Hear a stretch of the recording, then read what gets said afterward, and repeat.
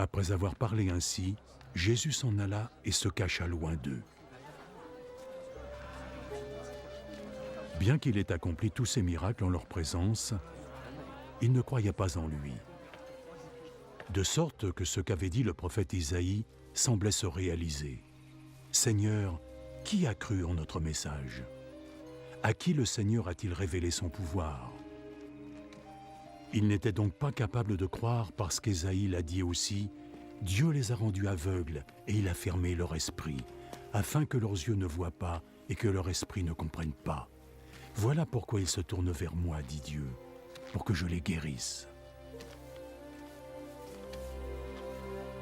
Ésaïe avait dit cela parce qu'il avait vu la gloire de Jésus et qu'il parlait de lui. Malgré tout, parmi les autorités juives, il y en avait beaucoup qui croyaient en lui, mais à cause des pharisiens, ils n'en parlaient pas ouvertement, de peur d'être exclus de la synagogue. Ils préféraient encore l'approbation des hommes à celle de Dieu. Jésus proclama « Celui qui croit en moi ne croit pas seulement en moi, mais aussi en celui qui m'a envoyé. Celui qui me voit aussi celui qui m'a envoyé. Je suis venu dans le monde comme une lumière, afin que quiconque qui croit en moi ne reste pas dans l'obscurité. Si quelqu'un entend mes paroles et ne les met pas en pratique, ce n'est pas moi qui le juge. Je suis venu pour sauver le monde, pas pour le condamner.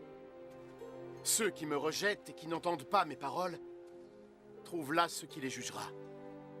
La parole que j'ai annoncée, c'est elle qui les jugera au dernier jour.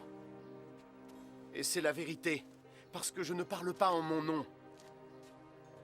Mais le Père qui m'a envoyé m'a ordonné ce que je devais dire et annoncer.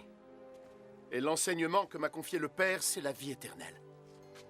Donc ce que je dis est ce que le Père m'a dit de dire.